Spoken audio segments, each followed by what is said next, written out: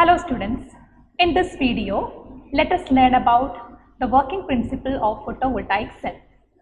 So as you know, earth receives a lot of solar energy from the sun, and if we are able to convert this solar energy into consumable form very efficiently, then we can actually meet all our energy needs.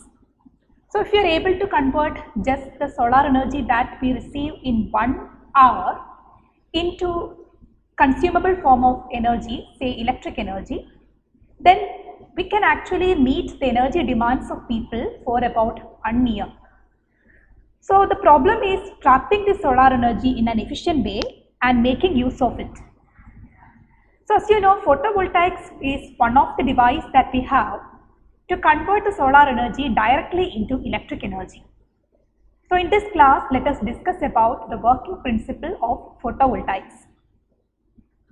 Basically, a photovoltaic cell is a PN junction diode. And as seen in this picture, this PN junction diode consists of a P side which is usually very wide and an N side which is somewhat thinner compared to the P side. This N side is usually doped to very high levels, very high concentration. So usually we represent this junction as N plus P, denoting that N side is heavily doped compared to the P side. So what will be the shape of the depletion region? The depletion region will be somewhat wider towards the P side and less wide towards the N side because of this difference in doping. Now let us, before moving on to the working principle of photovoltaics, let us discuss the basics of a PN junction diode. So in a PN junction diode, you know, the P side and the N side are neutral initially. Even though there are electrons and holes there as majority charge carriers, there are equal number of acceptor atoms which are negatively charged and donor atoms which are positively charged that are present in the P side and the N side, and as a whole any P-type material and the N-type material will be neutral.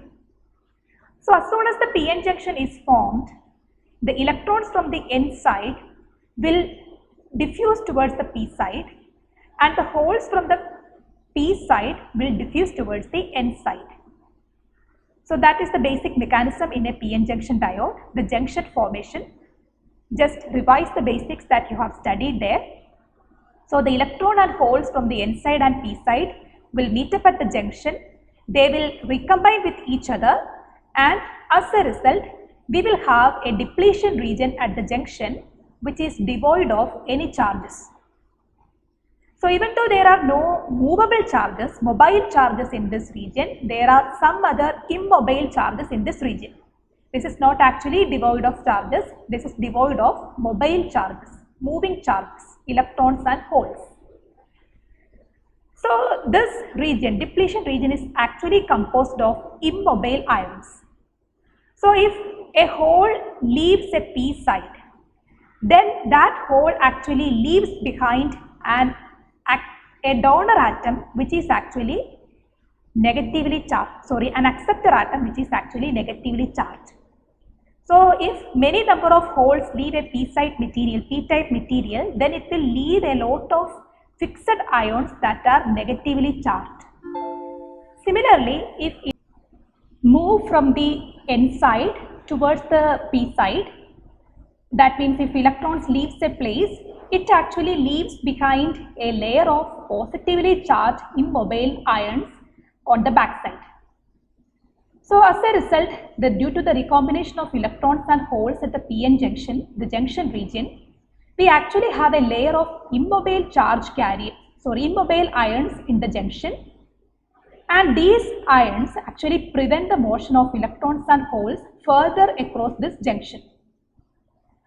And this immobile ions actually set up what we call as barrier potential across the junction. So that is what prevents further motion of electrons and holes, right? So there is a barrier potential in the junction region, and that is actually formed by this layer of immobile ions that are formed by gone electrons and holes. And this immobile ions actually contribute to a built-in potential E0 in the depletion region. That is the field corresponding to barrier potential. So in the p-n junction region, in the depletion region, we have a built-in electric field E0 that is present due to this immobile ions. What will be the direction of that electric field? You know, the electric field is from positive to negative, and this positive ion, from positive ions to the negative ions, we will have an electric field along this direction from the n side towards the p side. That will be the direction of the built-in electric field. Now coming to the working of a p-n junction, a photovoltaic cell. We know a photovoltaic cell, we built it like a thin N region that is attached to a P region, and on the N side we have what is called finger electrodes, and on the back side of the P-type material we have an electrode. So the finger electrode, the setup is like this figure. It has openings that will let solar radiation to enter into this p-n junction diode, and this radiation will penetrate into the p-n junction diode depending on its wavelength. So as indicated in this figure, if the wavelength of the solar radiation is very high, it can penetrate up to greater depths. If the wavelength is of medium range, it can penetrate up to a medium depth, and if the wavelength is very small, it will not penetrate much. So this finger electrodes will let the solar radiation to enter into the p-n junction diode, and the medium range wavelength radiations that enter into the p-n junction will be absorbed within this p-n junction. All the radiation that enter will be absorbed. The photons that are allowed to enter into the p-n junction will be absorbed, and the absorption of the photons will generate an electron hole pair within this p-n junction. So this is one of the basic principle of a photovoltaic. Photons being absorbed to generate an electron hole pair.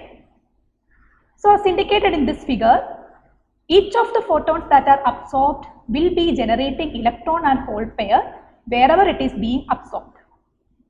Now, those photons that are being absorbed in the depletion region has a very specific characteristic. As you can see, each of the photon that is being absorbed in the junction region will generate electron hole pair in the junction region, and these electron hole pair will be affected by this built-in potential, built-in electric field. So we know electric field will drive positively charged carriers along its direction and negative charge carriers opposite to its direction. So the electron hole pair that is generated in the depletion region will be driven to two opposite sides. The photons will be, for p-type, the holes will be carried towards the right side, towards the p side, and the electrons will be carried towards the n side. So as more and more photons get absorbed in this depletion region, more and more electron hole pair will be generated, and the holes will be moved towards this side due to this electric field, and the electrons will be moved towards the n side due to the built-in electric field. So this built-in electric field is a major factor in pushing these electrons and holes across the junction. So after a while, due to the absorption of a more number of photons, more number of charge carriers will be deposited at the n side and the p side. The p region will be accumulated with more and more holes, gaining a net positive charge, and the n region will be deposited with more and more electrons, gaining a negative charge. So as a result, we will have an open circuit voltage that will be developed across this junction. This side being acting like a positive side and the n side acting like a negative side due to the accumulation of holes and electrons. So as I have said, only those the electron hole pairs that are formed within this depletion region can actually contribute to this charge deposition. Because if an electron or hole pair is generated at much deeper inside the p side, then that electron and hole are not within this electric field. Built-in electric field is not there. Only in the depletion region we have the built-in electric field that will help them, electron and hole, to be accumulated on both the sides. Sometimes the electron and holes that are generated in the p side or the n side will be lucky enough to diffuse into the depletion region, and if it is lucky to enter the depletion region, it can be pulled by the electric field towards their respective sides. Otherwise, these electrons and holes cannot contribute. Generally, all the photons get absorbed in the depletion region. The construction is so that most of the photons are absorbed in the depletion region, and these electrons and holes will be deposited at both the sides. So this is the basic mechanism. The basic terms that you have to remember is the electron-hole pair generation due to photon absorption, the open circuit voltage that is developed across these terminals, the built-in electric field that we have within this depletion region. So this is the basic working of a photovoltaics. In the next class, we will see about the circuit diagram, equivalent circuit of a PN junction, sorry, a photovoltaic, and also about the VI characteristics as well as the basic properties like the fill factor, conversion efficiency, etc. As of now, I hope that the basic working of photovoltaic is clear for you. Thank you.